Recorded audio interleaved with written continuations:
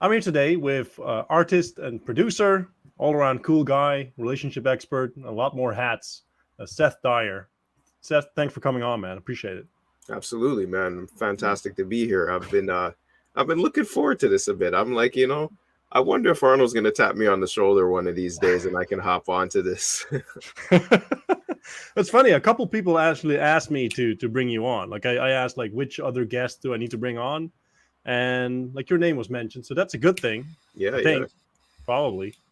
Like I saw some of your stuff. I went through. I usually go through the interviews that I can find with people. So I mean, it seems like they actually like you. It's not like they want me to bring you on because you're insane or something. Yeah, So exactly. you're not insane, are you? No, no. Haven't tried that one out yet. I don't think I intend to. Well, there's still time, man. Don't worry. Yeah, yeah, life is about experiences, right? That So, is true. I have to try almost everything at least almost once. everything. Yeah, almost everything. Some things just Might be skip. okay. It might be okay not dipping into the insanity.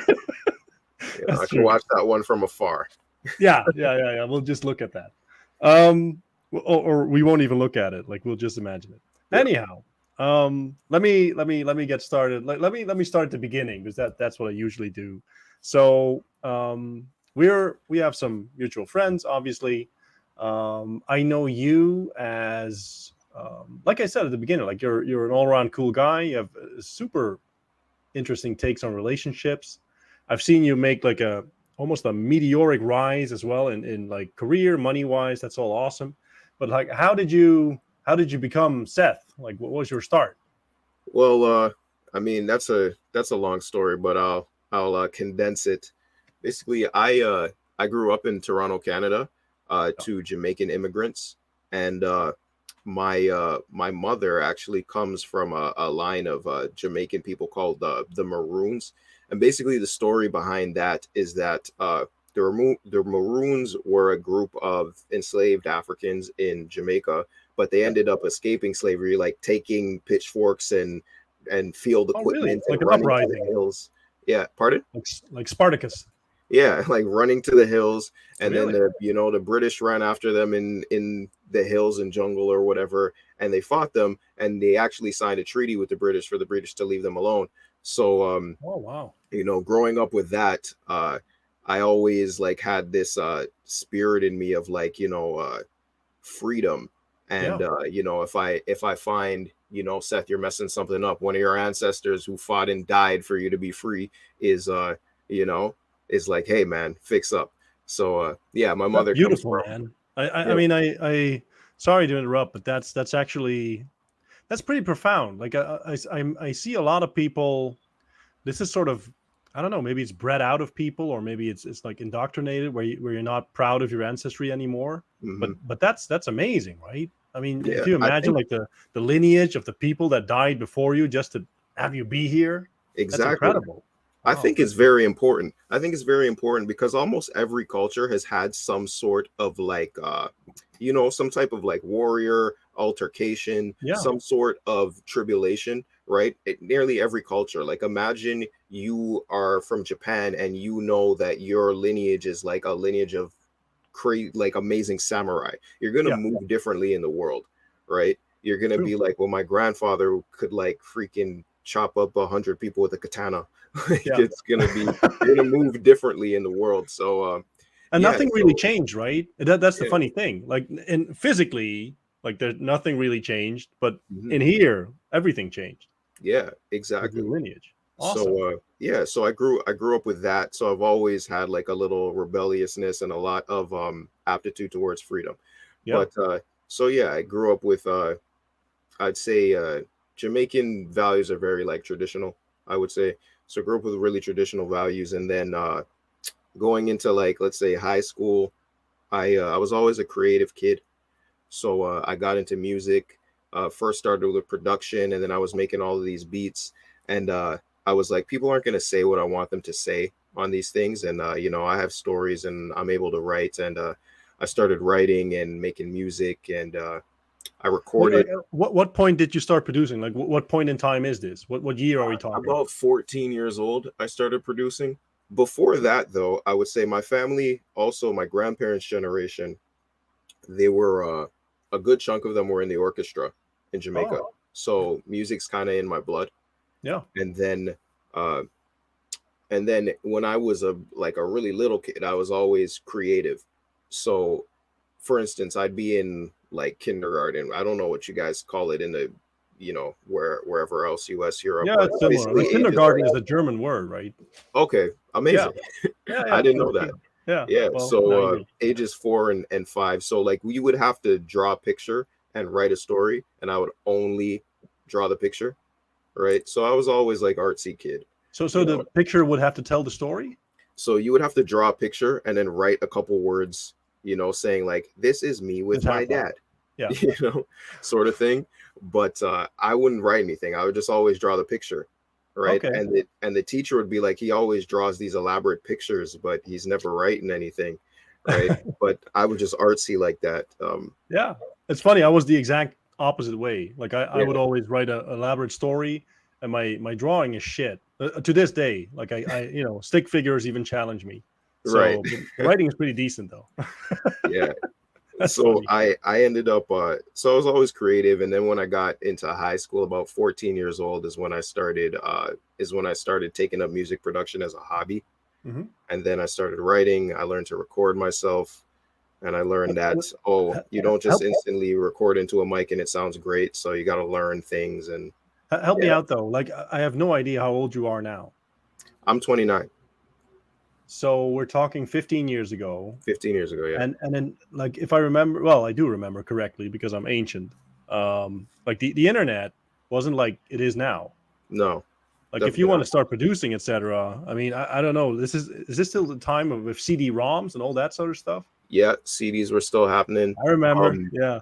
because what's cool about, because I'm born in 93, right? And Mhm. what's cool about that is that I got to see the internet come, Yeah. you know, Yeah. like, and see the transitionary period. And my generation has like 1 foot in and 1 foot out. So we understand the world before the internet and like Yeah. after the internet got massive. So And that was such a big thing for music as well, right? That was amazing absolutely, shift. Incredible. absolutely. Wow. Like, I remember having CDs, and then I remember having an MP3 player, and then things go to your phone, and now they're streaming, and all these, the game Yeah. has completely changed. And music is always the canary in the coal mine when new tech comes around. Like, Mm. it's like new tech comes around, and then everyone's like, well, how do we put music on this? And then music tends to be like the canary in the coal mine to figure things out, and then people do other businesses and like do it That's interesting. correctly. I never thought about that. That's interesting. I do remember, like, way back when I don't know what year this is, but this is when records started coming up, right? And and they were like the records were starting to come up, and the comedians were hesitant to put their stuff on record Hmm. because they said, well, if we put it on record, no one is going to show up to our live shows anymore. Yeah, And it was yeah, like the polar opposite, right? yeah. The more your stuff is out there, the more people want to come to your like show, Ex- etc. Exactly. Super Exactly. interesting. And you can see that through the internet, right? It's like the internet now.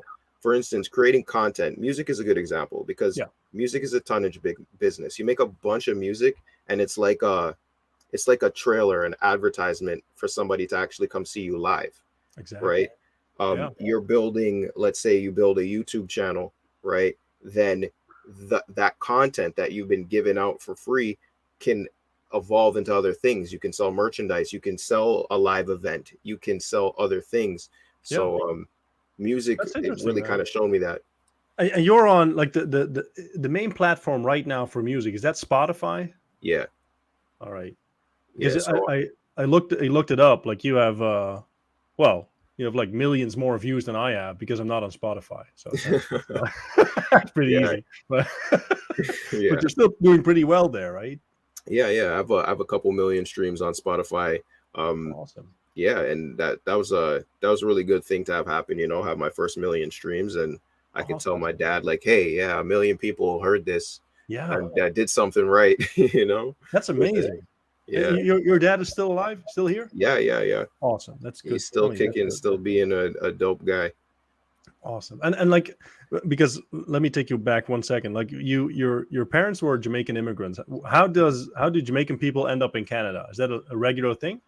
Yeah, there's a bunch of Jamaican people in Toronto for sure. Like the Why? Toronto culture is Yeah. very much influenced by Jamaica. Even the Really? slang that people speak in Toronto, it's very much influenced by Jamaica, right? Hmm.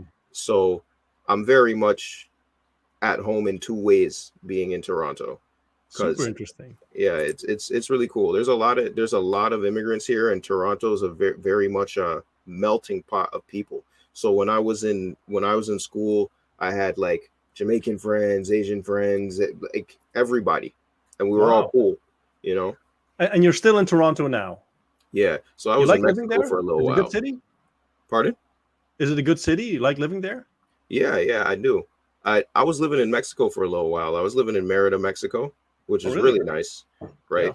But I found that I find that being in like a bigger city, there's more opportunities available, because I'm a guy that wants to get up and get it, and Yeah. I think there's more opportunities available, especially for music, being in a bigger city and just like networking with people and stuff. Yeah, you have to be where it happens, right? It's Yeah, like the New York song. Like if you make it there, you'll make it anywhere, right? pretty much, pretty Yeah. much. Yeah. And so you I remember you saying somewhere that you moved like that struck me. You moved out when you were 17. Yes. And I did the same thing, by the way. You know, Nice. coincidentally, I moved out when I was 17 as well. Um I mean, tell me about that. What because I get a lot of questions from young guys saying, "Yeah, I don't know, 22, still living at home. Should I move out?" Hmm. And I'm tempted to say, "Yeah, brother, you should have moved out like 4 years ago." But Right. now you're Yeah. here, so do it now. But what makes you move out at 17?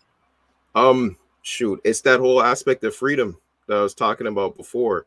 It's like I found that living with my parents put certain restraints on me that I didn't want when I was 17, I guess. Yeah, And also part of it was a girl. So, obviously, I yeah. I ended Same up here. moving out and then ended up, living with a girl I was dating at the time. And it was rough, man. Like I tell all these guys, around the same age, like, 17 to like 22-ish, that they're like, yeah, I want to move out. I'm like, just know that it's going to be tough, right? It's It tough, is. and but it's good though. You rise to the occasion and you make it happen, Hmm. right? So I find that moving out at that time really built a lot of my character because you learn about life faster, and you're like, this isn't all, it's not all sweet. You have to make things happen. You have to pay rent. You have to eat food. You have to Because go I assume places. at that time you're poor, right? Absolutely. Yeah, I had to do I all was as sorts of well. odd jobs. What Yeah. I was doing all kinds of stuff. I used to work a little construction thing with this guy, painting, pulling up carpets, building cubicles in office buildings. I worked at all kinds of things, man. I worked for a community center, at wherever I could get money, cut lawns, Yeah. shovel driveways, whatever Yeah, it man. was. I mean, You I know, clean toilets. I know what you mean, man. yeah, you have to Yeah. make it happen, right? Yeah. Because what I didn't want to do was go back home and like not have done anything, you know. I see. So Yeah. You never went back home? I did a couple times. I Really? did a couple times, but I always found my way back out, you know. Like a stepping stone, like, Yeah, bounce off. That's yeah, yeah. I see. I And did then go back home a couple times, and it I wouldn't say it defeated me, but I just knew that as like a man, I had to hold my own, right? yeah, And for exactly. instance, I knew like my mother, for instance, wasn't gonna fully respect me as a man until I'm out on my own too and can really handle myself, Yeah. right? Because I talk to a lot of guys and they're like, "Oh, my mother's nagging me or my mother's holding me back or whatever," and I'm like, She just needs to see you really become a man, Yes. right? You need to Yeah. hold your own and be a man, and she'll respect it, and she'll Yeah. stop bothering you about it. 100%. And Yeah, no, I couldn't agree more. And it's I mean, but it's a hard thing to explain, especially in the current climate where where it's really accepted, right? Like people Mhm. around them are living at home, like the whole man child thing. You see it promoted on television as well, Yeah, and it's super lame, bro. Like you need to conquer. You need to be more like Conan, less like the TV dad. exactly. That's not a good thing. Exactly. Like for me, when I did like the regular jobs, I mean, I cleaned toilets. I worked in a restaurant as a sous chef. Worked long hours. The main thing that stays with, like two things that stayed with me. One, I learned what hard work was. So you work long hours and you work Hmm. hard, really, Hmm. right? And two is that you pick up some people skills. Absolutely. Would you like? Did you experience the same thing? Were you good with people always? Did that improve? I would say growing up, I was a shy, introverted kid. I still have some of those elements sometimes, but working all these different jobs and having to interact with people and making people like you is you need those skills because life is about who you know, Yes, right? And a lot of the times I was able to get work because of the people I knew and the people I had made friendships with. And sometimes you just make the right impression on people. So for instance, there was a job I had with a man named Lawrence, a short man from Prince Edward Island, yeah. which is a place in Canada, a very beautiful place. And he Is it an actual island? yeah, it's an Okay, actual island. It's a really nice place. cool. So he's from Prince Edward Island, and I walk into a paint store and give them my resume, and I'm leaving now, and he drives out in his truck, and he says, "Hey, you want a job, a construction job?" I'm like, "Yeah, sure." He's like, "I just like the fact that you actually went to the store and handed out your resume. It reminds me of when I was looking for a job." Oh, that's Right? cool. Yeah. So a lot of people now, I mean, looking for jobs online is great, but just the fact that I went in person, shook people's hands, and he saw that, he was like, I like that. And then I developed a really good relationship with Lawrence, like I met his son and we had a good time, So and Yeah. there was times where I really needed money and I could call Lawrence and he'd be like, yeah, I have a job. Years later, you know. So I mean, you made two interesting points actually. First, a little earlier on in your answer, you said life is about who you know, which is profound. mhm, It's really true. Like you can't hack it on your own anyway. You're not gonna do it alone. Trust me. And exactly. and two, um, I mean, just the act of showing up, shaking hands, being there, being in person, that is so Mhm. important. Holy shit. Like, I got my first few jobs the same way, man. I just walked Yeah. in and, here I am. And you got the balls to do that, which is Mhm. awesome, right? Yeah, you That's gotta be you super gotta be interesting. personable, and you gotta develop some guts and get understand how to deal with rejection. Understand, it's almost like sales. Like sales, you can get a bunch of no's, but each no's gets you closer to a yes, True. right? And you have Yeah. to go through that process. You put in Uh, the reps, right? And like, exactly. did your, uh, let's say, let's take the Lawrence experience. Like, how old are you at this point? Shoot, when I met Lawrence, I was 17. Yeah, I was 17 when I had moved out. Is Wow. when I the same year I moved out was the same year I met Lawrence. Yeah. So did someone sort of guide you to like to go ahead in your resume? Did you come up with that yourself? How does that work? Well, I remember when I was back at home between the ages of like 14 and 16, my mom was like, Seth, you need to work. And my father was like, Seth, you need to work. So put together a resume and go to stores and hand out resumes. So I didn't do it for the longest time until I needed to. Right. Yeah, So, exactly. yeah. My parents are old school, man. They're like, yeah, go write print the resume, go to the store. And my father, my father's the most confident person on the planet. My Really? father is like, there's not any job that I've gone to and told him I want the job that I didn't get. You're a Dyer. Go get the job. you know, That's awesome. Holy shit. That's he's the great. most confident person ever, man. That is funny. Like, and it's what's funny. Like, I moved out when I was 17 as well, but in my case, my mom told me, I don't know, when I was 15, 16, that's the way you get a job. Just walk in, Mhm. hand over your stuff. Like, are you asking? Like, are you looking for people? And like the first few jobs I got that way. And I remember my first like sort of real job, like office job. I got the same way, man. I Yeah. walked in, was myself. Like, and I was, I mean, I wasn't exactly smooth. Like I was smooth as sandpaper. Like not, not exactly like suave. And but what I did, like I did the interview, get back, and my mom asked, like, did you get the job? I'm like, yeah, I don't know. Like I did the interview, and they're interviewing other people. My mom says, well, call him. So, well, I just got back. Call him anyway. So I called him up. Hey, it's Arno. Did you make a decision yet? And I get the secretary. He says, no, of course not. You just got back. And I kept calling every 2 hours until I Nice. got it. Probably Persistent. because it was so annoying. Yeah, it's like, okay, he's gonna keep knocking on the door, so just let him in. Kept going. Just let him in. Yeah, That's man. I funny. mean, persistence is an important thing. Like, and can, as they say, consistency compounds, right? So like that's more like a business thing and many Oh, other that's things in good, life. man. Consistency But compounds. That's great. yeah, yeah, for sure. And a lot of things are like that in life. If you're gonna lift weights, you got to do it consistently. If you're working at a business that you're building, you have to do it consistently. The Yeah. consistency compounds Hmm. pretty much. That's a great point. And then um even like now we're in 2022, soon to be 2023. Time goes so fast, right? It's Absolutely. incredible. Holy Yeah. shit.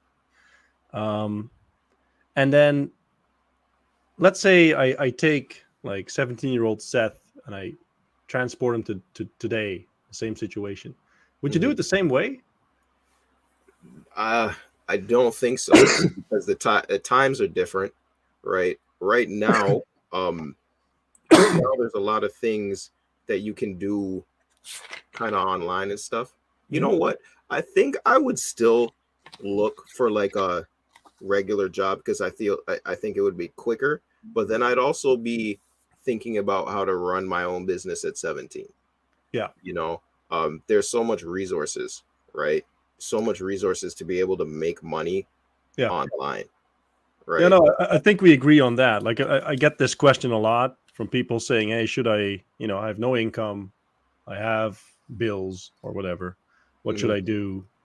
And usually, the thing that makes most sense is to get like some steady source of income, be it a Yeah, job, whatever, and yeah, then work on your side hustle in the meantime, right? absolutely. Yeah, And but and here's the thing too. People think that somehow working a regular job is going to prevent them from working on a side hustle. It's not the case. Like if you're broke, you can't be lazy yes, because if you're broke and you want to get paid, you have to like really put in the work. You see, I was broke for a long period of time, right? I always worked hard, but I didn't do the right things, right? And I yeah, didn't have access, I would say, to the people that could teach me the right things, right? So after I finish university, we're kind of jumping ahead a bit, but you'll probably, bring me yeah, yeah. through the cycles I of got the life. timeline, man. But Don't yeah, worry. after I finished university, I ended up working at the aquarium in Toronto. I ended up working at Chipotle, and then I did a show, a concert, and somebody that owned a studio saw me perform. He asked me, who did those records? Did you mix those things, etc. I'm like, yes, I did it all. And he's like, well, I have a studio. Come by, run a session. We'll see how it goes. I go run the session. I kill it, blow it out the water. He's like, okay, you're hired. So I started working as a sound engineer. The Cool. problem with that is the work hourly paid well, but the work itself was inconsistent, right? Yeah, And me, I was being stubborn. I didn't want to get another job or like work something else. I was just like, I'm gonna engineer, but I wasn't working on another side hustle. So I was broke a lot of the time, right? yeah, And just trying to find other things to do. I should interesting. have at that time, working as a sound engineer, found other ways to make money, Yeah, right? So you there's nothing wrong in like working a job and then building a side hustle until your side hustle outworks the job, right? I agree, man. And then, Yeah. like you said, you jumped ahead. Like you go to school, and then like in terms of university, what did you study? What was your major? What I did you went go for? to I went to university for radio and television arts. Okay. I specialized in audio production in that program. Uh, Yeah. that program, it was good for networking. I had already taught myself so much. I probably didn't learn anything new until I hit my third year, but that's because I had done so much before. And I people see. used to be like, Seth knows what to do. Seth, can you do this? I'm like, can you pay me? You Yeah, know? sure. So so yeah, the networking aspect of it was really good, but I think now I didn't necessarily need to go to school for what I was doing. All the skills I learned on my own got me that engineering job, and not really school. So like if you had to go back in time, would you do it again, university? No, I wouldn't do uni. If I could go back in time, I would Yeah. have been like working heavier, because when I was in university, I wasn't making money like that, right? Yeah. But I obviously had like, I had a student loan, right, Yeah. which I had to deal with, right? So I had a student loan, but then you get some leftover money from the loan, and I had some scholarships and stuff, and I blew a lot of money, right? Because Yeah, no, I get it. at the time I was like, yo, this is more money than I've ever had. I was buying Yeah. shoes that I don't have I'm anymore. rich. I was buying clothes, I have no idea where they went, you know. And it's interesting sometimes, like, when you get a first taste of having some money, a lot of people like blow it. Bro. Yeah. But then but then you get more money next time, so the amount you blow is like a little higher, Yeah, I and you did the keep same thing more, and many it kind times. of like goes up. But you know Yeah, I feel you, man. yeah, it's like, I mean, that's what happened to me, and I see it happen to a lot of people. Yeah. But It's yeah, almost man. impossible to prevent either, right? Because it's such a new experience. Like Yeah. finally I got it. And Yeah, I now, was like, oh, I got really giddy. I was young and I wanted to show off the chicks and all yeah, kind of obviously. stuff. So so went through a lot of that university money. But yeah, if I could do it again, I would have been working or making money, working on music harder, if I wasn't in school.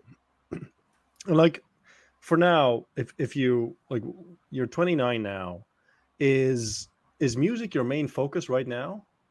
Right now, my main focus is making money to flip into music. So here's the thing about music. Music is a pay to play and a who you know business. Yes. So as much as things maneuver through the internet and people can blow up from just simply putting music on the internet, Yeah. those people are very much anomalies. Most of the time, the music business is who you know and who you can afford, right? So I know, because I work with a bunch of artists, and I've worked with some artists who have actually like blown up, Yeah. right? So I know it takes about between $150,000 before an artist starts to see actual profit, right? Really? Yeah.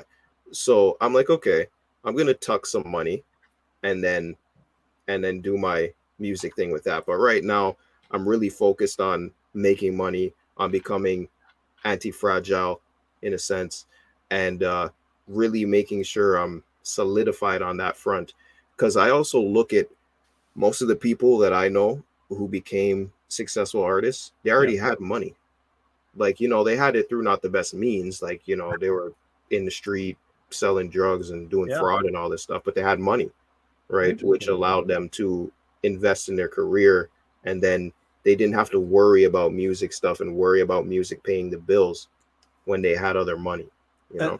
And what do you know? What do you mean by? I understand by who you know, but who you can afford. Like, Right, what do you mean by that? right. So let's say you need to do some press, you need to do some PR stuff, right? Yeah. You're gonna need to know like a great PR person. I meet people all the time. They're like, yeah, I do PR, I do PR, I do PR. They don't do anything, they don't know anyone. So so It's you know, bullshit. yeah. And the thing with music is that it's very easy to like finesse and lie about things, because it's not necessarily entirely a numbers based thing, Yeah, I right? see. Yeah. Right. Yeah. So Yeah. if you Yeah. meet somebody, they say, I do this, it's very hard for them to have to like prove it, Yeah. right?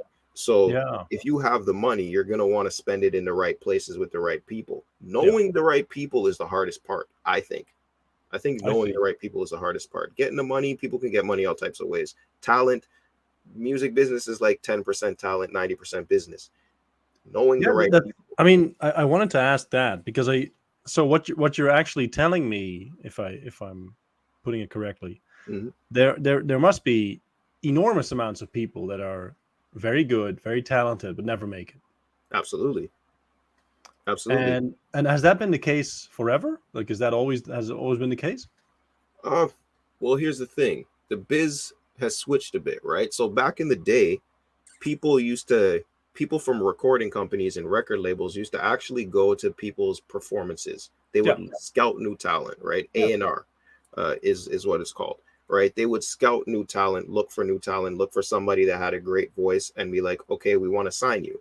Then yeah. the record label would pump all the money into the artist. Now, due to the way music revenues are, and they're nothing like they used to be, Yeah. they want the artist to have built everything themselves first, and then they kind of hop on and propel it further, right?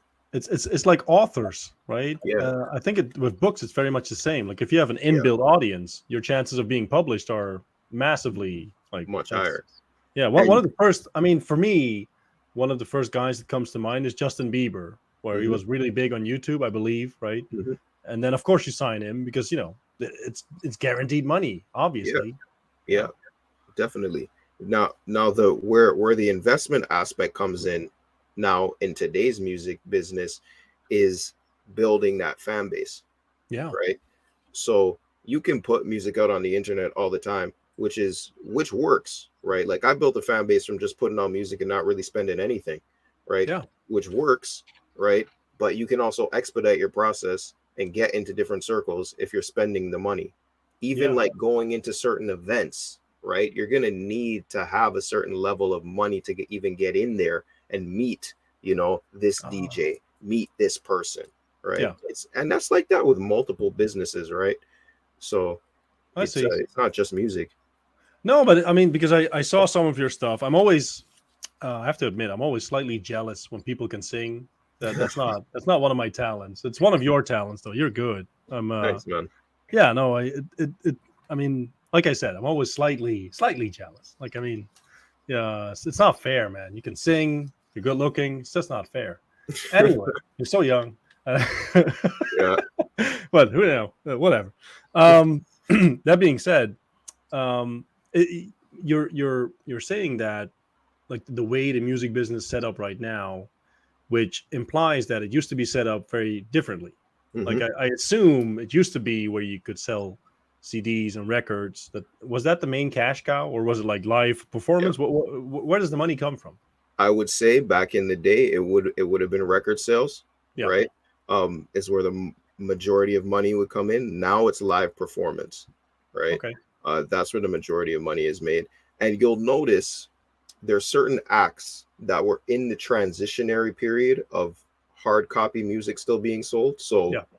CDs still being sold and streaming. They were in the transitionary period. So like Yeah. a Rihanna, Drake, J. Cole, like people like that, they're so massive currently now because they still had that boost from when Yeah. CDs were being sold, right? You could go platinum, sell 1 million records and make $1 million. Now if you Yeah. get 1 million streams, you get like 4K. Okay. Oh, Yeah, that's a little massive less. difference, right? Yeah. Yeah. So So and I mean, is it still, because it has always been like a, I don't know, like a long tail business where a small percent of people make all the money. Well, mhm, most of the money.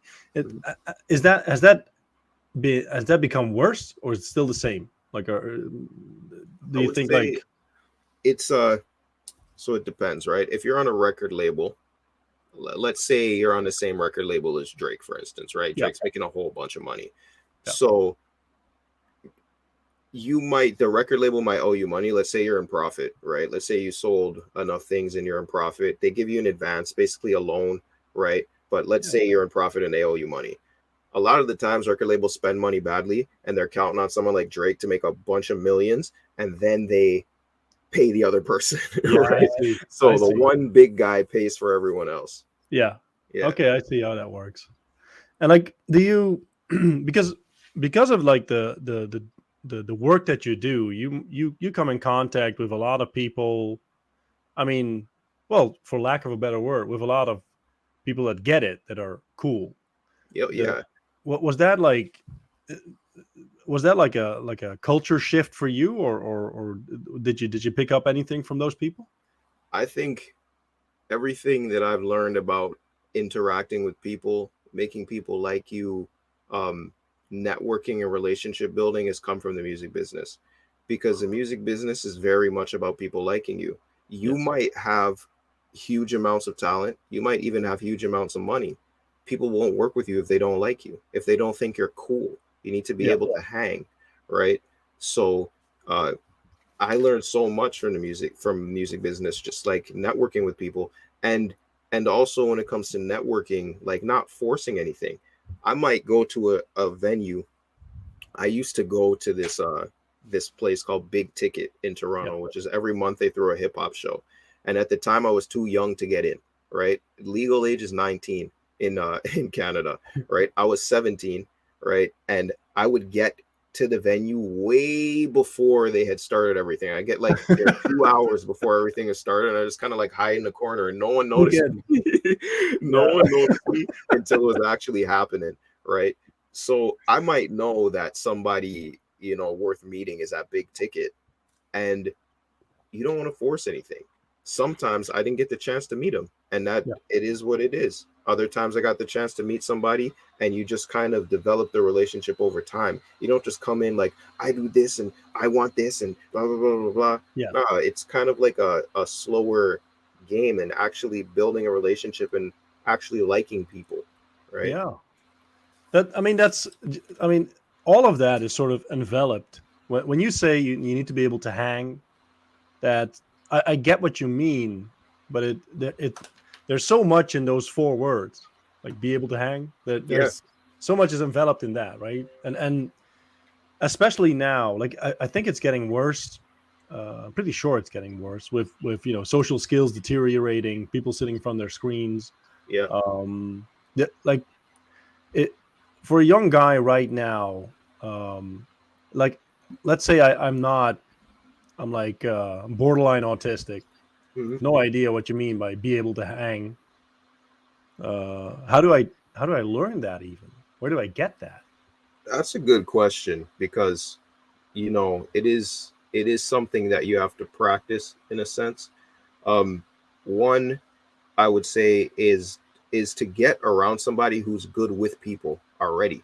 So there's a business partner that I have, right? We built a media company together, and he is so good at talking to people. Like, he's Yeah, so good at talking to people, so good at at getting people to like him. Like, he's just cool, like super cool. And he gets it. yeah, he gets it. He's about 5 or 6 years older than me, right? Yeah, So when I met him I was probably 21, 22, right? So he would have been like 27, 28. And I would go places with him and I would just kind of like observe, right? Because when he's interacting with the whole group and it's all cool, no one's really noticing you. You can kind of like learn, right? So I learned a lot of like hanging with people that get it, yeah, right? And then also see where you have other skills and see where you can fit in to help people, because people like people that help them, right? You might be a little, socially inept at the time, yeah. but you can get put in places for doing good work, and you don't necessarily have to like know everyone and be cool with everyone, you know. No, no, I get what you mean, and that I, I think I couldn't agree more. Like if I look back at my time because I gave the example of being borderline autistic because I started out that way.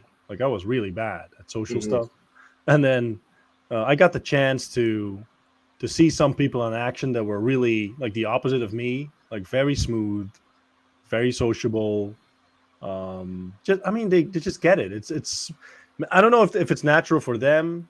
probably is. Like some of them just, it comes to this day. Like when let's say I would go on, hypothetically, if I would go on a vacation by myself, bro, I think I wouldn't. I mean, I don't really chat people up. I sort of have to flip the switch to do it. I think I'm similar to you in a way where we're both fundamentally introverted. Like I can flip the switch, I can do it. Yeah. But I mean, I have to consciously do it.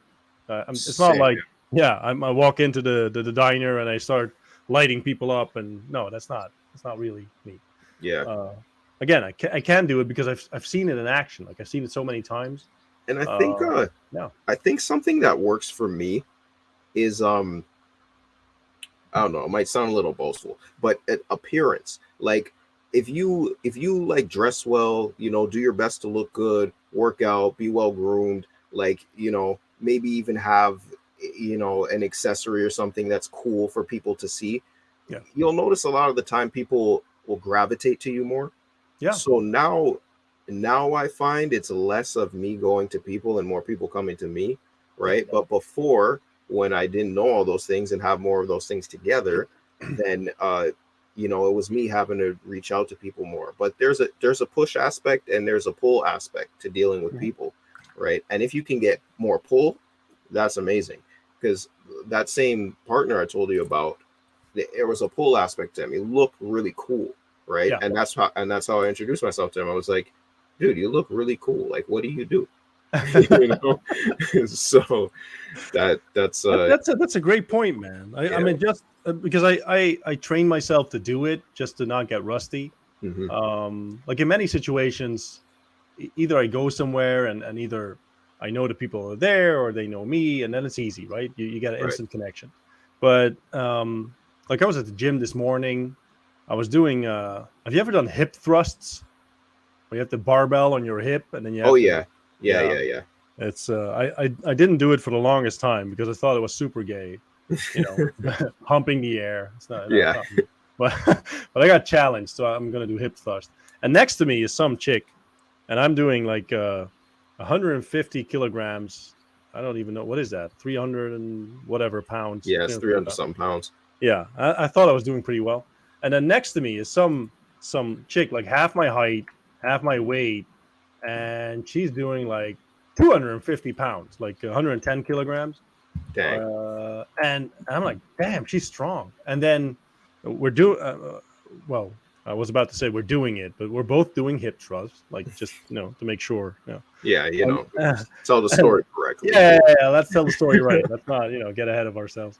And then, and we're both done, and we make eye contact, and it takes me like half a second, because I'm just me.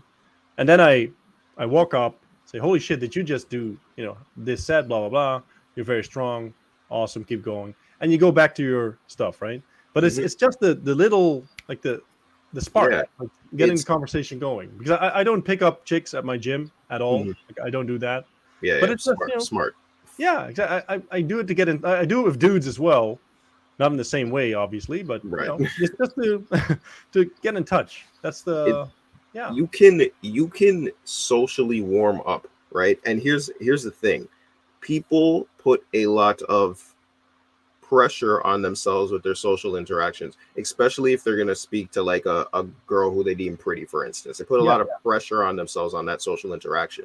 Now, you might go to the grocery store. So I went to the grocery store today, and this lady, she was getting the bag, like she was gonna put the food in the bag, right? And she's taking a little while to open the bag, right? And she's like, oh, I'm sorry, this is taking forever. I'm slower than some of the other people, right? And I'm like, well, good things take time sometimes, right? So that's just a little interaction. That interaction means nothing to me, right? But it helps you socially warm up. The more you can just kind of say regular things to people, even hello, going down the street, it gives you more confidence to have more interactions. Yeah, because you're the guy that can do that, right? You're the guy that can walk into a room, building, setting, and you can open up people. And like the worst that can happen is they tell you to fuck off. But that doesn't really happen often. No. Like, I'm thinking about if it ever happened. I don't think it ever happened to me. No, No. people are relatively nice if you're not a Yeah, weirdo, exactly. right? They're relatively Yeah, polite, like unless it's like a schizophrenic. Well, yeah, don't chat up schizophrenics. That's not a don't yeah. go That's there. not gonna work out. Nah. For But most. especially, and that goes back to your previous point. If you look the part, that's so important, man. I Mhm. did it was fun. This was also with a girl. This is like a couple of years ago. It was like around Christmas time, and I have this like long brown overcoat, and I went to the liquor store like in a t-shirt and just jeans, and then I went back later that day with the chick, and I had my suit on and the long brown overcoat, and like they pull out all the stops, like, oh, want to taste this, want to taste that, just because you look better. Yeah, That's it. I'm the same dude. Said the same 100%. thing. Massive. 100%. I actually there's a restaurant, a Caribbean restaurant in downtown Toronto. Yeah. What's it called again? I can't remember what it's called, but it's a nice spot, right? So one time I went there, I just like looked regular. I think I may have been at the studio because the studio wasn't too far from there. So I may have had like track pants and a t-shirt. Yeah, sure. Right? Went in there, the hostess sits me. She doesn't really say much, just regular hostess things, right? Then another time I go there, I'm in a suit. I had just shot a music video where I was wearing a suit. She's like, "Oh, where are you going? You're dressed so dapper to come in here. What do you do?" Right? Exactly. It's appearance, right? It changes everything. It's funny. Like I told you before we went live that I was talking about doing an interview with you, and a girl said, "Is that John Legend?"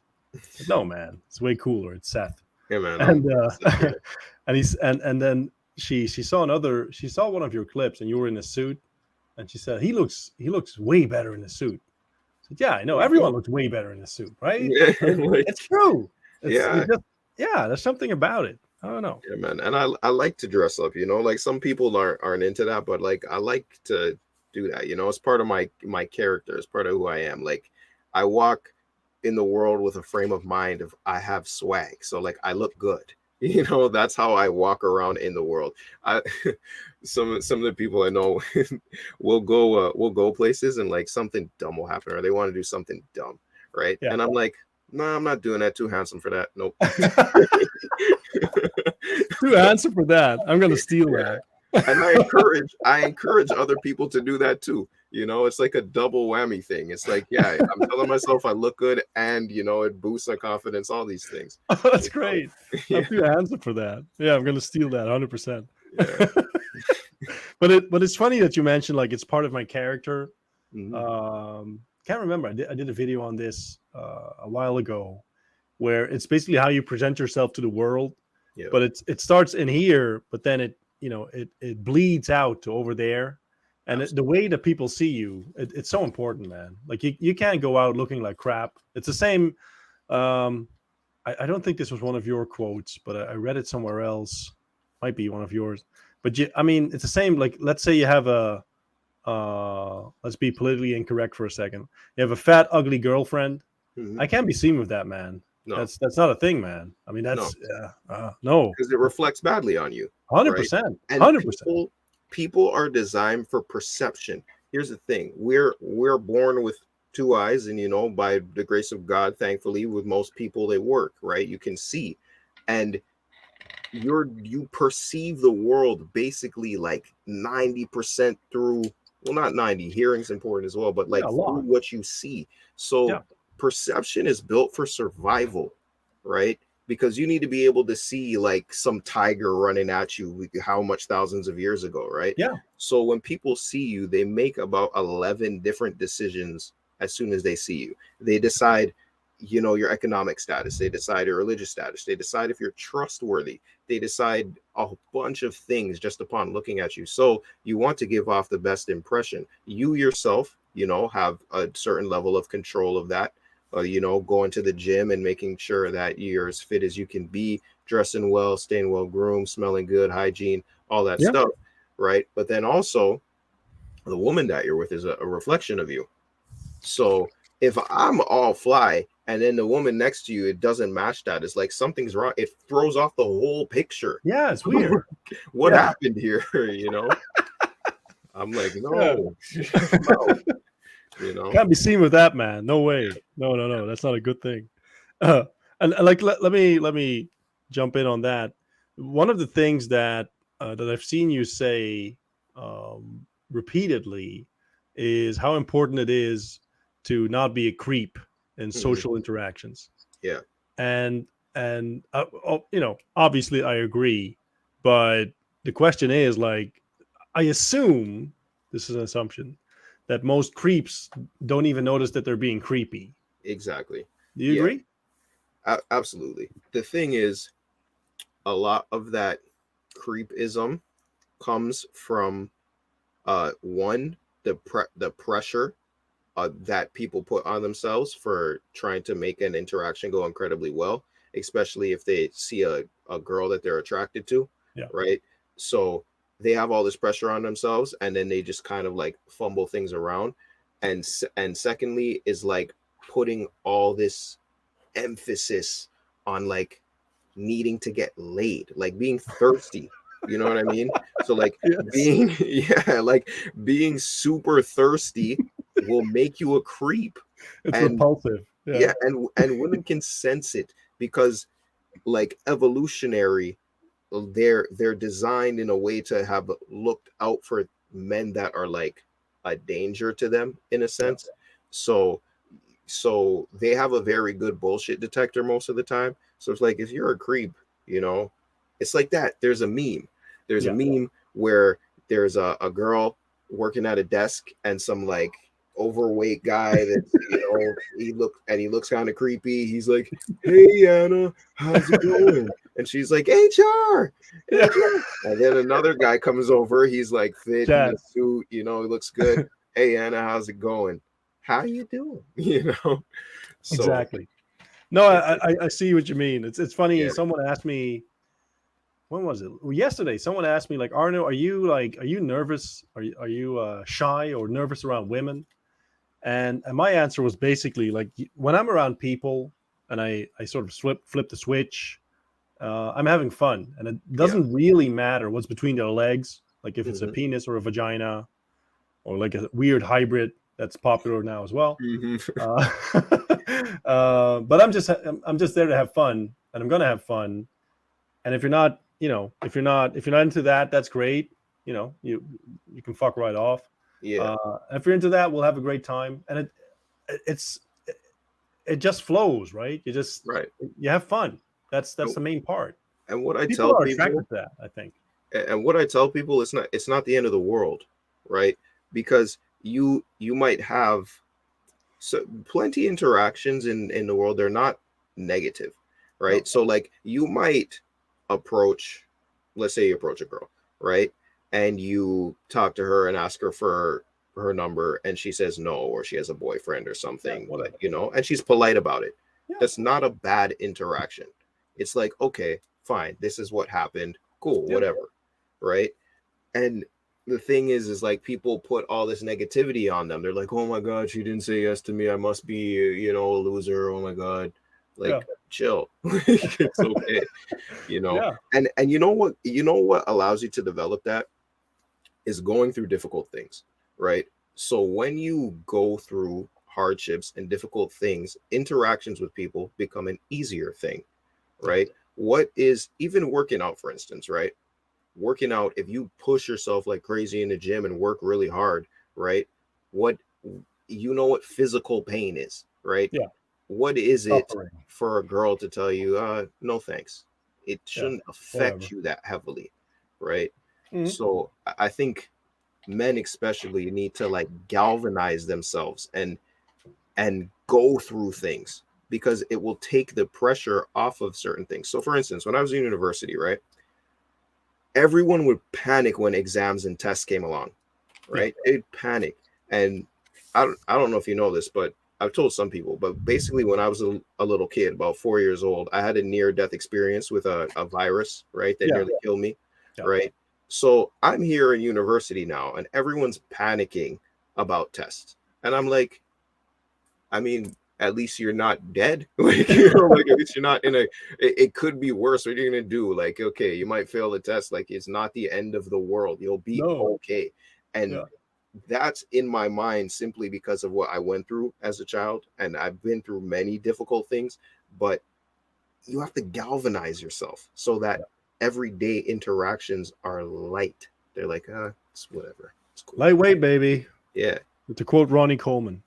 Yeah, for real. A lot of people don't know who Ronnie Coleman is these days, man. Really? Yeah, it's weird. Like I have the soundboard. That is weird. Yeah, I have the soundboard on my phone with all the Ronnie Coleman screaming quotes, and half the people I talk to don't know who he is. It's so. Jeez. I mean, it's haram. It's Yeah, he's a legend. Yeah, exactly, 100%. And then the opposite side of not being a creep is obviously someone that is cool to be around. And we sort of touched on it basically by saying like you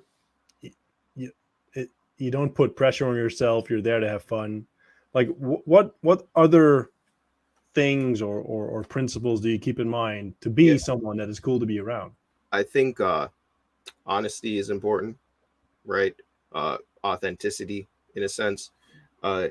Also congruency. But let me interrupt you for a second. Like if let's say I'm autistic, right?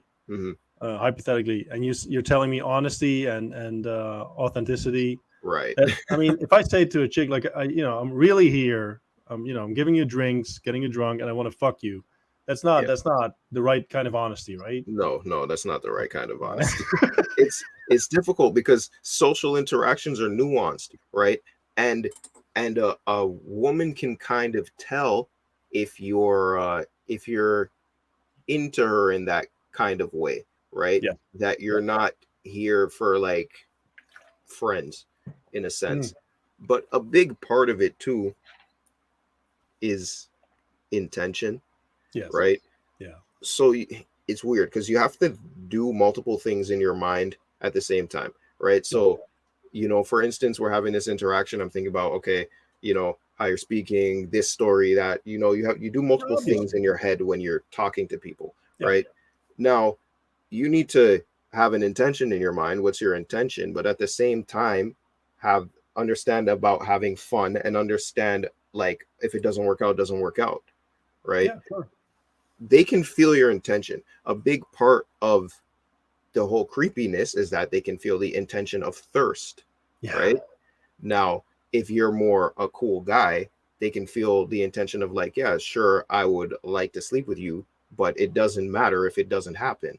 Yeah, they sure. can kind of sense it, So it's like abundance versus scarcity, right? Exactly. Like, exactly. There's plenty more women around. We live in a world with how much billions of people, right? So like it's and new women every day, man. Yeah. There's an endless supply. Or men, if you're into that, whatever. Right. You'll go knock yourself out. You'll be men, it's even easier, probably. Yeah.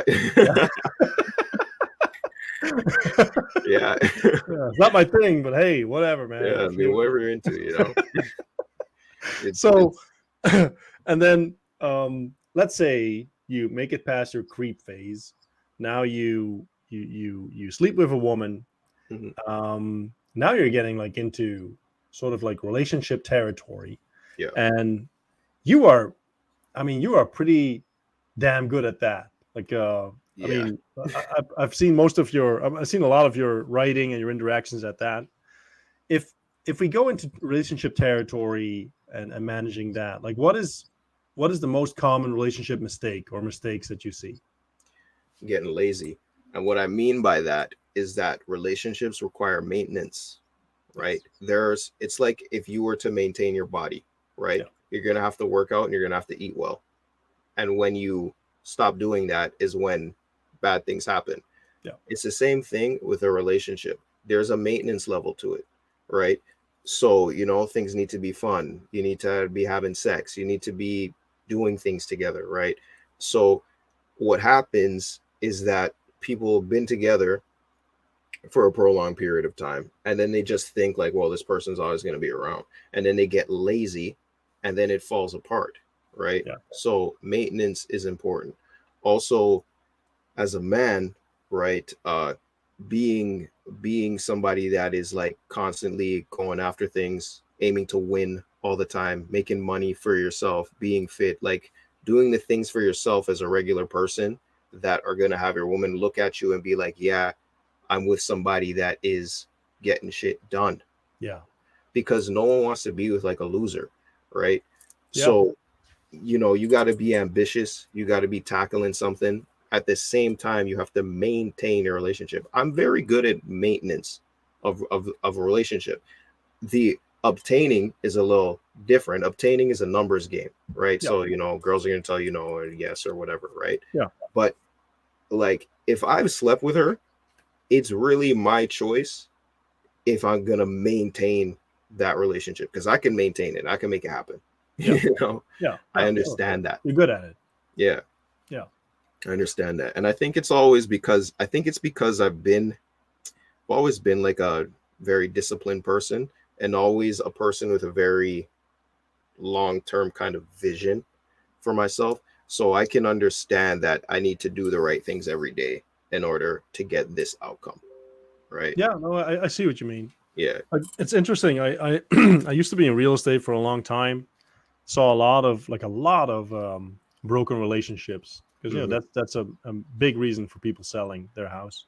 Yes. And the most heard thing that mostly women would tell me this, because women usually pull the plug. That's just a thing that I learned. And what it always came down to is like, he stopped being a man. Yeah. Like he either became like domesticated or a pussy, or there was no one of the things that they always say, like there was no spark anymore, the love was just gone. And then you go deeper, like he became a pussy. Yeah. So you got to analyze what that is, because one of the last things a woman wants to think in her head is that her man is no longer cool. Yeah. Right.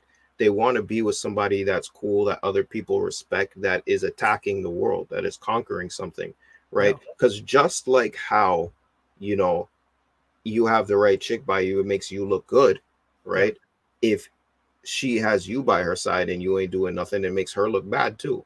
Yeah. Right? Vice versa. Right. Yeah. It's the same way. They want to be able to brag and show off about you the same way we want to be able to brag and show off about them. Yeah. The same way. Yeah.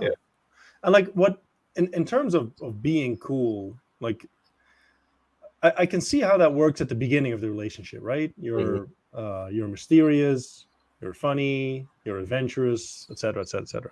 So, but time goes on, and I'm just going to assume that you're not making any retarded mistakes. Like, you're not crying in front of her because your boss chewed you out or something. Right. Absolutely retarded.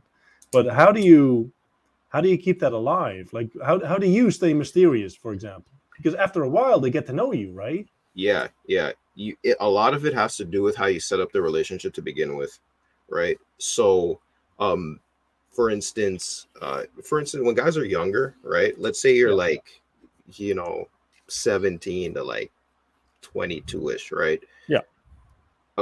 Most of the time, like, let's say you're making money, for instance, most of the time a girl is gonna like know what you do to get money, right? Yeah.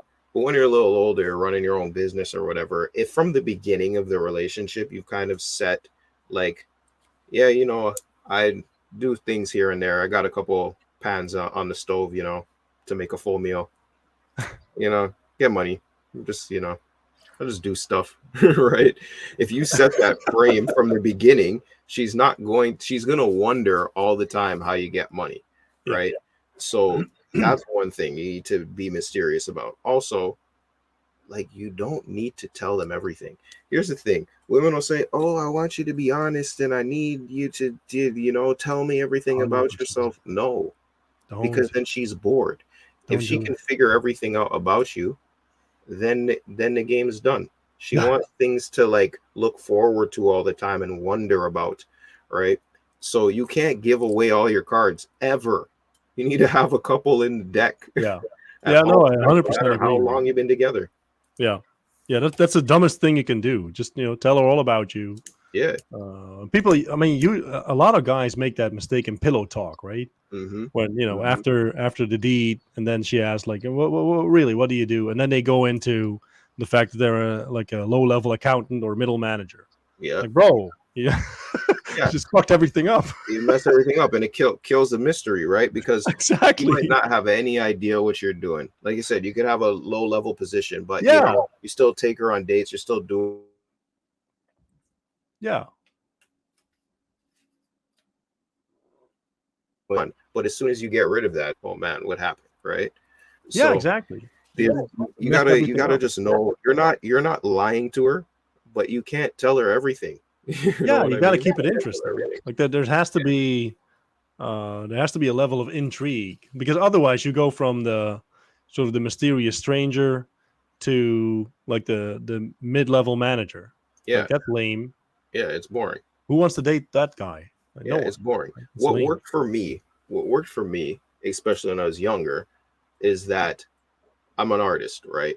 Yeah. So I was performing, and you know, there's all that cool, like, oh, he's gonna be a Yeah. superstar, you know, like that was all cool. But I still had to have mystery involved in that, right? And I was able to here's it, I was able to build a world, build a dream that they could be part of, right? Because I truly believe I was going to be successful in whatever it was I did. And they can Yeah. feel that energy. It's that thing of intention I talked about before. I believe internally and truly that I will be incredibly successful, right? Yeah. I brought them into that world. That world wasn't all explained to them. It's like, this is how I am going to do it. I am going to put out this song, and then I'm going to do this, and I'm going to Yeah. make this. That's boring. I don't care about that. Lame. You know? Exactly. Don't Yeah, tell me. there's like, they want the dream world. Like, wow, that's going to be. It's like a magic trick. Yeah. Like, did you see that movie, The Prestige?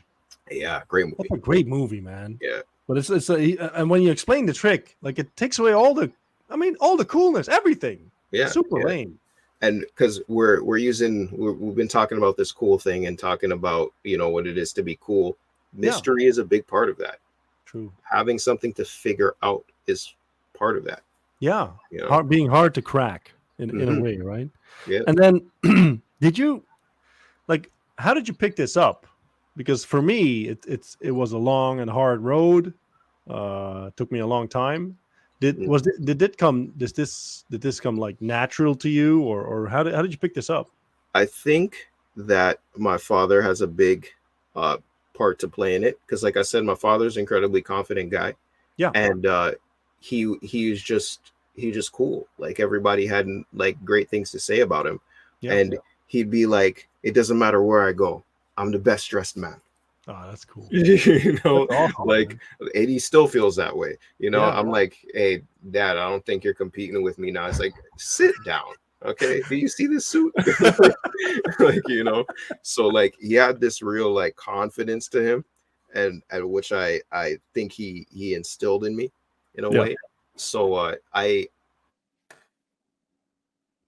I walked through the world. I mean, when I was in elementary school, not so much. I used to get into a lot of fights in elementary school, and like, you know, kids bothering me and picking on me. But young kids are vicious like that. So true. You know, I got a lot of fights and stuff. But when I got to high school, it was more like, yeah, you know, I got some confidence and cool, right? And you just have to believe certain things about yourself. The things that you tell yourself are important. Like, I always tell myself good things. Yeah. You know, I always tell myself I'm the best. I always tell myself I look great. I always tell myself I'm going to be successful. I tell myself good things, and it builds this power, this confidence in you, right? That's another part of I think that's another part of the being cool formula, right? The confidence with which you carry yourself and you move through the world. Yeah. And then you get to the point where, let's say I tell myself I'm the best, but I'm not the best yet. Am I lying to myself, or how does that work? No, the thing is, if you are not doing anything, then you are lying to yourself. Yeah, true. Right? Because you're not putting in any work, right? Yeah. So I know I'm working towards having a magnificent life, and I'm like, I don't even say having. I say I have a magnificent life. Yeah. I'm future pacing it, but I have it. I know it, right? So, but you need to put in the work, and confidence comes from competence. So you need to do things. Like you need to win, Yeah. right? You need to go to the gym and beat your personal best and feel good about it, right? You need to, you know, do business with people. You need to make more money, because then you build this confidence in yourself, and then you have a higher baseline, and then you jump that baseline, and then That's you jump it beautiful, again. man. Confidence right? comes from competence. I Yeah. 100% agree. I had a girl ask me recently, like um, how how how is it that you're so confident, that you move through the world with this confidence? And I think I basically answered like I do all sorts of things that either other men are too weak to do, or Mm-hmm. will never be able to do, or more too much of a pussy to do. But that's really it, right? You have the balls to do it, and that 100%. that breeds confidence. There's Like something yeah, like, given the chance to do courageous things, just do it. You'll be yeah, okay. It's that same thing of like the mentality that's been built in me due to the near death experience I had as a child. yeah. It's like when I am given the opportunity to be brave about something, I'm going to be brave. It doesn't mean you go looking for trouble, right? No, that's It different. just it just means what, because things are going to come up in your life and they're going to test you, and you're going to have to be brave, right? Yes. Just do it. You'll Say be yes to life, okay. man. Yeah, Yeah, you're not gonna go out like that. Like yeah, you'll exactly. you'll do it. I look at so my grandmother, right? My grandmother's an interesting person because she's Muslim, but also has adopted all of these other things from these other religions. So Yeah, she's like Islamic and Hindu and Buddhist and like all these things at the same time. And and you know, I when I would like stay, I she used to watch me, she used to babysit me during the summer, right? And she'd have me reading the Bible and have me like, you know, going through all these religious things and telling me all these things. And one story that always stood out to me was the story of King David, right? yeah, Um, where David and Goliath, in particular, is yeah. that okay? David is a shepherd, right? And Goliath is this mountain of a man from Yeah. a people who is like decimating everyone. A warrior. Nobody wants to mess with this guy Goliath, right? But David decides, okay, he's going to do this. He had to be brave in order to do that. And the bravery is what gave him favor, right? Yeah, In order to win, right? Is how I see it, right? So yeah. whether you believe in God or not or whatever, I think that being brave gives you a certain power to win, Yes. you know? Yeah. Yeah. No, I couldn't agree more. I think that's beautifully put. Like, when in doubt, say yes. Yeah. Except when it's black tar heroin. Don't say yes to Yeah, that. yeah, no, that's Yeah. not brave. That's not brave. There's a That's not brave. there's a dial. There's a dial, Yeah, right? exactly. There's like dumb and brave, and you like, you know, like there's a That's dial. true. Yeah, you got to Yeah, know the line between stupid and brave. yeah, But to be fair, like it's a thin line. Like I'm giving a retarded example, obviously, mhm. but to be funny. But it's like I think mainly the sort of the defining principle that you gave is like you're going to be fine. Yeah, Like I you'll be mean, okay. yeah, exactly. Like and you're going to be better for it if you do it right. Absolutely. Might not be the most sensible, logical, rational decision, but I mean, it's probably going to be an awesome story, and you're going to be fine for it. You're going to Yeah. look back at it. It's like my favorite Dutch song is about um, is about a man, and he it's about a dude, and he looks back at his life. He sits on a park bench somewhere in Amsterdam, and he looks back at his life, and he thinks about all the goals that he had as a child, Mhm. and he goes over the list, and he realizes, oh, the only thing that can cross off my goals list is getting old. That's Right. it. All the other stuff didn't do it. And then he gets like a new lease on life, and he goes he gets like a second life basically, Hmm. right? He goes on, but that's a super uh, that's like the worst scenario. Imagine like you're being 50 Yeah. and you're sitting at the park bench thinking, oh shit, I fucked everything up. Yeah. 50 years in, It's didn't rough. do a damn thing. Yeah, that'd be rough. I don't know how I would deal with that. That's Yeah, like so rough to me. And there's so many people, you know, living like that, which is unfortunate. But the way I see it is like, you have this life one time, and you have to make the most of it. You have Yeah. to, and go, like I said, going through hard things, you'll be completely fine. There's been times in my life where I've been in like actual like dangerous situations. Yeah. And in my mind, I just always told myself, this is not how you go out. This is not how Exactly. you go out. You're gonna be, this is not the story, Yeah. because you need to, as you have goals for yourself, right? This is a story that's occurring, right? And me, I'm like, nah, this is not how the story ends. No, Yes. I'm gonna be fine. The No. Seth story is gonna move differently. Yeah. Yeah, I love that. 100%. And that's how you have to think about yourself. And you know, I don't like to get people too caught up into think only. Here's the thing. You have to take action upon your thoughts, right? But if your thoughts are right, it's going to influence your actions. So Yes. you're going to do the actions anyways. But it does start up here. It starts from the inside. I do agree with that. That's such a massive I don't know, that's such a massive part of everything. And it's almost cliche. Like when you say it, people sort of almost poo-poo it, like, yeah, sure. But I mean, the stuff that you tell yourself, the way you move through the world, Mhm. massive, like makes a massive difference. If you tell yourself you're stupid, or I see so many people saying it, yeah, I'm probably going to ask a stupid question, but like, bro, what Don't are do you that. doing? You've already shot yourself in the foot. Exactly. Yeah. Don't do that. You Yeah. pre-framed it. Bad. Because a lot of that too is this whole like humbling of people. So like humility, sure, I get it, It's but like the self-deprecating, right? yeah, you can't do that to yourself. Like you have to move with a surety in Yeah. life, right? And don't pretend to know things about things that you have no idea about. Somebody that uh let's say somebody knows more about like making money, for instance, right? I'm not going to Yeah. come in there and pretend like I know more than them when No, they've of made course. $30 million and I haven't made 30 million. I don't know more than you. You Yes. know what I mean? But Yeah, I'm not going to obviously. say I have a stupid question. I'm going to No. say, how did you do this? Right? Oh, this Yeah, is what I obviously. did, and right. So You I'm don't still going to pre-frame come it to by it with saying like, confidence. I'm a retard, let me ask a question. That's not a good No, thing, man. because I don't want to affiliate with self-deprecating people, Yes. right?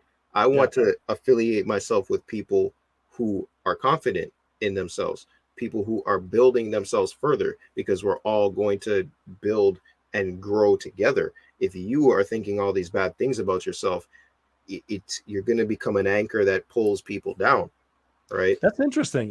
That's one Yeah. of the things that I wanted to ask you. Like, I think yesterday or the day before, a rapper got shot, Hmm. killed. I Yeah. can't remember the name. I'm not into rap. Yeah. Uh, Take off whatever. from the Migos. Yeah, that's it. Killed.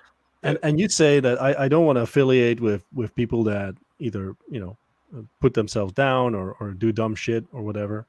Is that one of the examples that points out that rule? Yeah, in a sense, I would say so. And a situation like that is tricky. It's difficult because of, his upbringing, right? He grew up in the hood, and you grow up amongst these people who are dangerous and other people that want to do bad things to you, and it Yeah, becomes your reality. And even when you've reached certain pinnacles and stuff like that, because I've seen stuff like this like my entire life, yeah, right? You reach certain pinnacles and it's still attached to you, right? Because you feel like you have to owe the people here something. You have yeah, survivor's guilt, yeah. right? Oh yeah, And good. that world still follows you around. A big part, a big part of why, I mean, I'm making money in other ways now, but a big part of why I kind of don't work as much in the music capacity, because I used to record people, right? I Yeah, worked as an engineer and mixer. I used to record people and stuff like that. But a huge chunk of my clientele were people who were living lives that were dangerous for me to be around. So, like, yeah, I kind of had to separate myself from it yeah. because Just by association, right? yeah, I know what happens. I'll give you an example. So, I was working at this studio, and the guy that was the head engineer, he would con people all the time. He'd be like, Oh, "Okay, yeah, we're gonna do your project. It's gonna cost 5 grand, and he'd get the money in March, and August would come by and they never worked on any songs. You know what I mean? Like bad, right? So I'm here working with a client one day. This guy knocks on the door. Boom, boom, boom, boom, boom.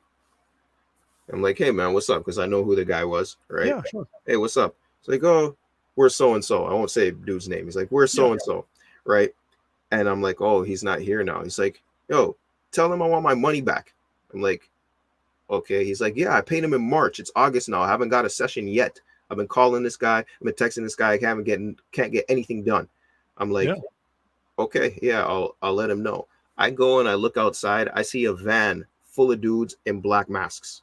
Holy Right? shit. Now, if I had never built some rapport with that guy before when I met him and he knew I was cool, that could have ended very differently. Yeah, You know what I mean?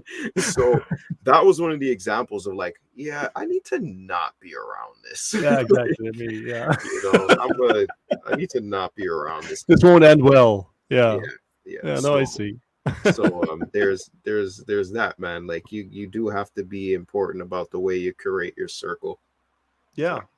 Like you alluded to this a couple times, where you said that you know, you're getting your money right. You're and I know that you've been making massive steps in that. Like what made that click for you? Like how did you go from wherever you were to wherever you are now? What made it work for you money wise? Yeah. So I was at a point where I was probably like the super, super low point. Like I was, you know, I didn't have anywhere to live and it was just not good. Right. And once again, I had to go back into like what I thought as like a kid. Like, hey, I got ancestors that like fought and died for me, and they're looking like, Seth, what the hell are you doing, man? Yeah. Like, fix up. Right. And then I'm like, myself as a man, I need to make something happen. And then knowing what I know of the music business, I'm like, well, I need money, right? So I took all the focus that I had on becoming a great artist, right? Because I'm good at making music. The thing that with me was just the investment, right? And knowing some of the people, but I'm good at making music. All the clients I worked with, I could tell them what their biggest song was going to be. Because I just understand it. I'm like, yeah, this song's gonna blow up. This song's gonna blow up. This song's gonna, and I was always correct, right? So I'm good at making music, but I took that energy and directed it to find the ways to make money and to meet the people that are speaking about making money and to be around the people that are making money, right? Exactly. And it's funny when you really dedicate yourself to something and work incredibly hard and fast. It's amazing how quickly things can happen. I went from negative bank balances last year, and within 1 year, I think I probably cracked either top 10% of earners or 5% earner in the world, right? In a year. So it's amazing when you apply yourself what you can do. But the major step is finding the right people and getting around people that are talking about money and have money. Right. So some people, it's hard for them to access, but there's ways online to access people with money. Right. And you also need to pay for knowledge a lot of the time. The game is sold, not told. I paid for a lot of knowledge. I paid for a lot of intel. You know, the game is sold, not told. And that's like that's a street thing. That's like something we'd say in the streets. Right. It applies to so much business. Right? Invest in yourself. Right. And then so the energy that previously you were putting into, I don't know, maybe your career as a musician or mixing or whatever, you redirected that into something that would be more fruitful in terms of money. Is that correct? Absolutely. Yeah. And like in terms of skills, did you have to develop anything new or how did that work? Yeah, I definitely did. I would say I had to understand like business in a way, like okay, how do I spend $1 and get $2? You know, how do I offer something that somebody wants to buy? I need to know about sales. I need to, like, I had a sales job at one time, which did teach me a lot of skills, but I still didn't know a lot about sales, right? And life is sales. True. So I need to know about sales. I need to know more about networking. I did need to learn a lot of things, but there are aspects of the music business that I was able to translate into other businesses. So Yeah. I run a social media monetization service, basically. Yeah. Somebody has a following and I can help them make money, right? Yeah. So that's music, though. Music, you build a fan base and you monetize it. Yeah. And this is the economy that we're in now, is the attention economy. If you can pull in economy, if you can pull in attention, you can make money. I see some guys, right? For instance, fitness people, guys, jack, twisted steel, right? Yeah. And he doesn't have any money. I'm like, dude, you know how to get ripped. There are Yeah. so many people that need to do this. Oh, it's oversaturated. No, it's not. That means there is a bunch of money there. You just need to take a piece of it, right? Yeah. So, bro, get on TikTok. You can blow up on TikTok, right? Be consistent. Yeah. Get on TikTok, get on IG Reels, whatever it is. Start getting content out there, start getting attention and sell something, because you have something that's difficult for a lot of people to build. Credibility. Your body is the credibility. You just need exactly. You're carrying it around all the time, right? Yeah. Yeah, obviously. And like, it's interesting when you say that even right now with the TikTok reels or TikTok, Instagram reels, you would assume that it isn't that hard to reverse engineer what other people are doing. Mm-hmm. And then one of the things that comes up a lot in questions that I get is like, is it even possible to make it in whatever industry? Because it seems so saturated. But it seems like what you're telling me is that the fact that it's saturated means that there's a lot of money there. So that's the reason you should go there, basically. Yeah. I think saturation proves that something works, right? Yes. You just need a little spin on something, just a slight little wrinkle that is going to allow you to grab a piece of that money. If something is $1 billion industry, right? Dude, there's no way you can't grab 100,000, 200,000, $1 million out of that. It's a sliver. It's chicken feed. Yeah. And that's how you have to look at it. I saw something the other day. Someone said, if you've made $10 million, it's easy to make 1 million again. Right? Yep. So it's a perspective thing. When I change my perspective on certain things, I'm like, this is $1 billion industry. What do you mean I can't have 1 million out of this? This is a multi-billion dollar industry. What do you mean I can't have money out of this? It's like, they're not even gonna notice. They won't even miss it. Yeah, exactly.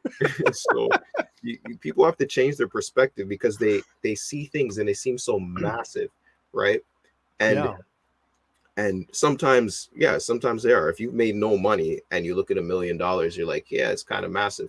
But as you climb up, it becomes less massive. And when you start learning about money and being around people that have money, it becomes less gargantuan. It becomes less. I was about to say, like, it ties back to something that you said, like in the beginning, where you need to be around that, right? I mean, if you're around, if you can see it, you can actually believe it. Like if you're in whatever bumfuck Idaho, and like the richest guy is the local farmer, well, I mean, making $1 million is going to be hard to believe. Yeah.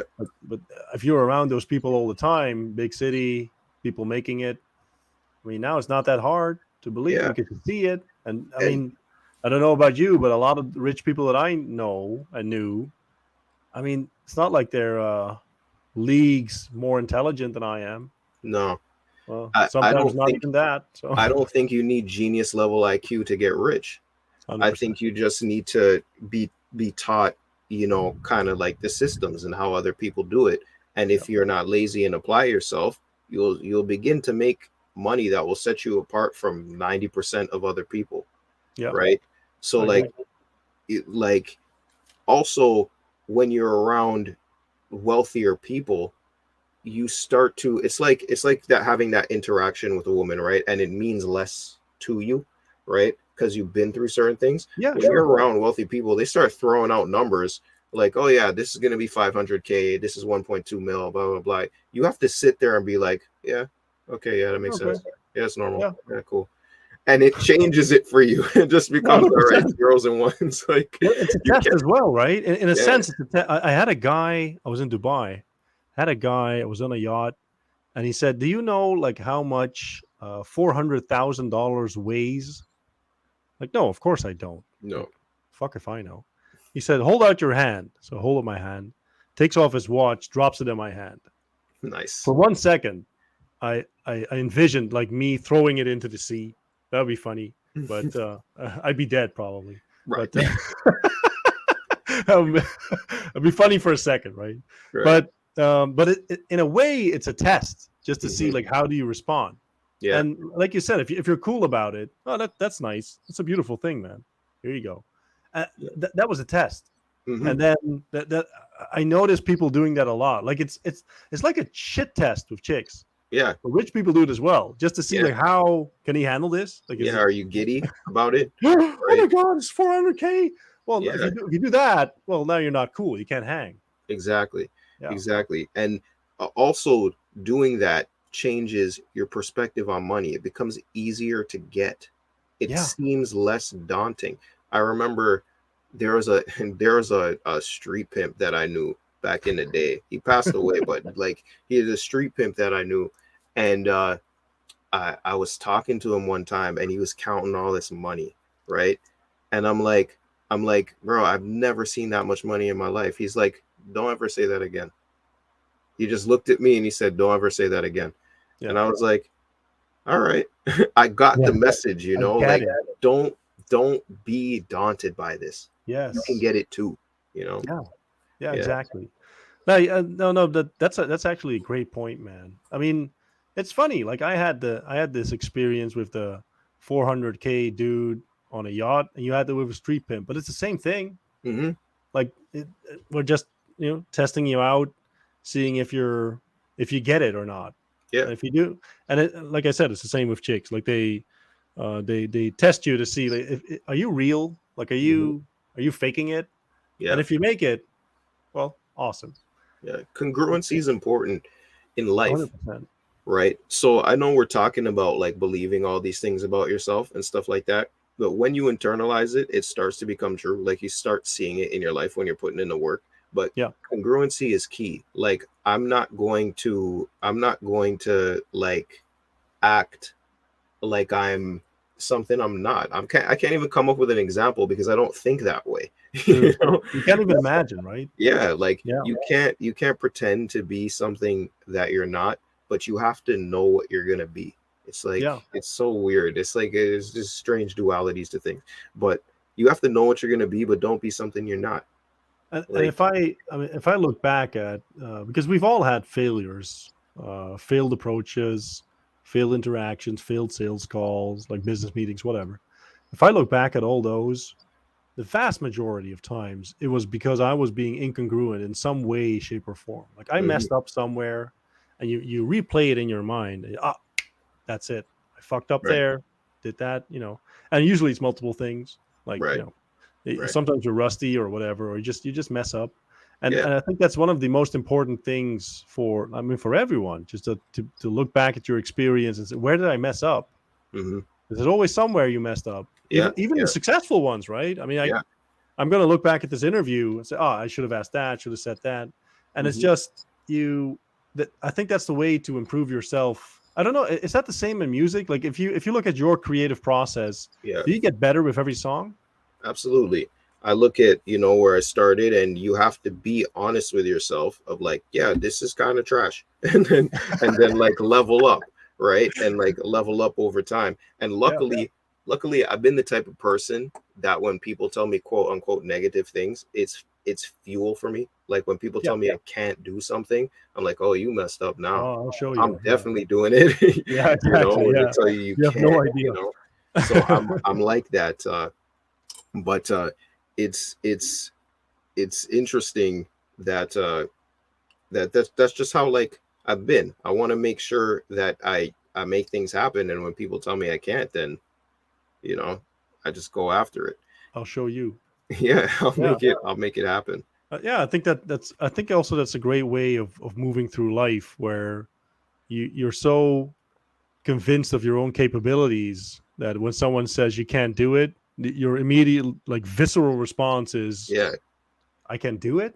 What do you mean? Also, I was gonna say, because you were talking basically about accountability, right? Yeah. You're gonna look at this interview and you're gonna be Yeah. like, okay, where could I agree? 100%. Where could I do better? Right? I think accountability is like the secret to life, man. Because when you're accountable, you are responsible for yourself and you have power over your life. Yes. Because you look at where you could have done better. You look at where you messed up. And if you did it, you can change it next time. You can be aware of it. So I think accountability is how you win at life, right? It's like, okay, you were supposed to train today, right? You didn't train. Yeah. You can give yourself all these excuses, right? But you didn't train. You need to be accountable. Yeah. That's you how only you have win. power over the stuff that you're accountable about, right? Yeah, Exactly. And nobody wants to feel like they have no power over their life. The people that think things happen to them, like, oh, this happened to me, this person did this to me, this happened, right? They have no power over their life and they're miserable. When That's the bad most things annoying happen, kind of people, man. yeah, they're the worst to deal with because Yeah. Everything happens to them. Yeah. Like a never-ending cycle. Yeah, I don't like to think that things happen to me. I happen to life. Like I came in and I did this to life. Exactly. You know what I mean? So I happen to life. Life, what's up? I happened here. What's up? Things don't happen to Seth. Seth happens to things. Yeah. Exactly. That's the way it is. Yeah. That's how I think. I'm like, yeah. Well, it's a great. I think that's a great done. perspective, and I couldn't agree more. Like the only things that you have, well, a semblance of control over are the things that you have like responsibility for or accountability over, and the more like the more accountability you build into your life, the more power you gain, and vice versa, right? The less, because we all know people that everything happens to them, and it's like a never-ending cycle of like misery, and never gets better. And you need to look at like quote unquote negative things that may happen in life. You need to be able to change your perspective on them and use them as fuel. Yeah. Right.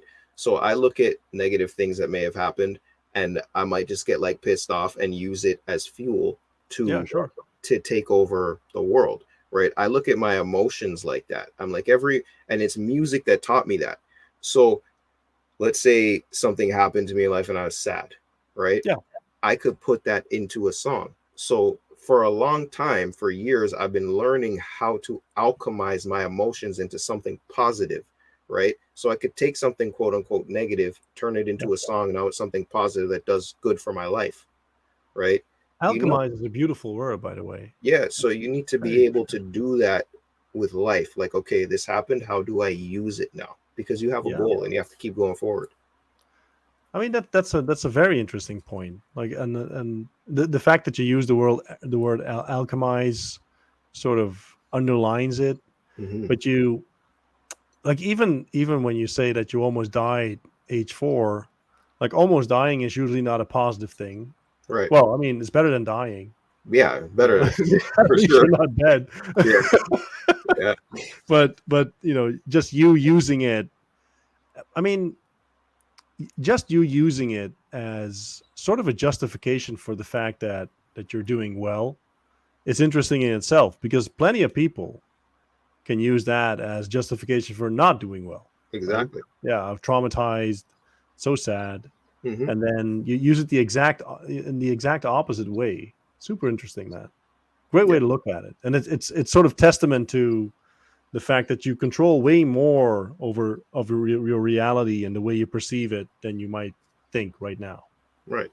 I'm also I'm an incredibly optimistic person. I'm not like an idiot that's going to be like, yeah, I'm going to jump from here and hit the moon. No, I'm not like an idiot, like, right?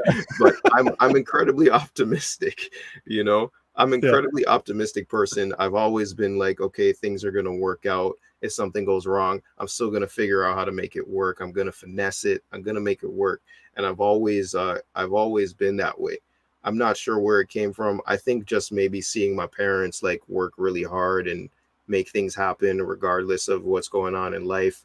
You know, there's been times where, you know, I didn't have heat in the house growing up sometimes, but, you know, we had somewhere to live at Yeah, least. you made it through, And right? yeah, you know, we made it through and we made things happen. And I think that has made me an incredibly optimistic person. And that's important to have in life. I agree. Like, and for I feel the same way, especially when you look back and you've gone through some stuff. You at a certain point you get, I mean, you get this attitude of, yeah, I got through all that shit. I mean, I'm gonna get through this as well. Hmm. I mean, can't be much worse than what I've already done, Yeah. right? Yeah. Yeah, I always get through because I'm me. Because I'm me. Yeah, it's almost that's for many people that would border on arrogance, but it's not arrogance though. It's just a way of looking at the world and realizing that, like, I'm the main character in my world and Hmm. you're the main character in your world. Yeah. Of course we're going to make it through because we're the main character. What else is going to happen? Exactly. Yeah. Exactly. And the whole point of arrogance, right? I think telling people, you know, when they're confident in themselves that it's arrogance, I think it's just a way to tear people down, to prevent them from like becoming great for various Mhm. reasons. But like, what's the alternative? What's the alternative? Is to think medium of yourself or to think low of yourself? Yeah. What would you rather do? Wouldn't you rather think highly of yourself? Yeah, Right. exactly. And Yeah. it's like, what's the alternative? I Yeah. don't see the alternative. The alternative over there is not good, Just right? be Because realistic. yeah, and Yeah. because you're like worried about like damaging other people's feelings. Most Yeah. of the time when people are like confident and positive and fun, people enjoy being around them and being around that energy, right? 100%. So, Yeah. and making other people feel good about themselves too, right? Bro, While at I the couldn't same agree time, more. you know, It circles back again to the what we talked about with relationship building, mhm, or like sales, or even seduction, where if your energy is contagious, if you're happy, if you're enjoying yourself, if you're lighting people up, if you're having yep, fun, I mean, that's people want to be around that, right? That's the most attractive thing about you, probably. mhm, Do you yeah, agree? Like, I mean, I you see would a lot of definitely ugly agree. dudes with a lot of beautiful chicks. Yeah, Well, you they're know, usually happy. yeah. I look at, I even look at, because you know, some people will be like, oh, they just have money or whatever. I look at when I was younger, Yeah. right? And there were some ugly dudes with some chicks that were fire, you know? Yeah. And and I was like, well, how the hell did this happen? Yeah, But exactly. I like hanging out with this dude. Like, you know what I Yeah, mean? sure. So I could understand it, right? And Mhm. you know, your character, it's important to be, you know, as positive as you possibly can be, Yeah, while at the that's same time attractive. working hard. You know, life is meant to be enjoyed, but you get to enjoy it due to the work that you put in. And I've Yeah, always been somebody that hasn't been afraid of hard work. I've actually built it in my mind to enjoy working, right? yeah, I take a lot of enjoyment out of like, yeah, I lifted these weights today. Yeah, I handled this business today. Yeah, sure. I did this, right? Yeah, I like working, you yeah. know. Proud of what you've done, and Yeah, being active. Are you the same way in that when you go on a vacation? For me, like, after, I don't know, like 5 or 6 or 7 days, I get yeah, sort of antsy. I want to get back to work. yeah. I can't do it too long. Yeah, same Can't here. do it Yeah, too long at all. I'm like, you know, I enjoy it for a little while, and then I'm yeah. like, I yo, want to do I something. can't stay here.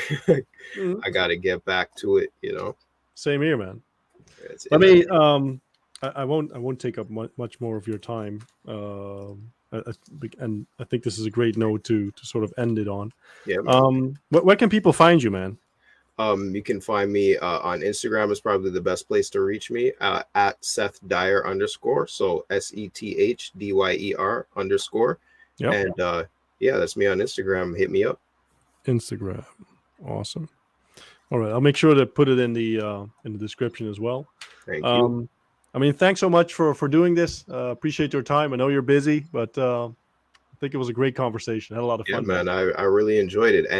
And man, the other conversations and interviews and the stuff you've been doing, they've been great, man. So keep it up. Appreciate it. I've been really enjoying them. And also, you know, the other stuff you've done, personal finance, all that type of stuff. I learned a lot from that stuff. So Oh, that's thanks, cool. man. Appreciate it. Yeah.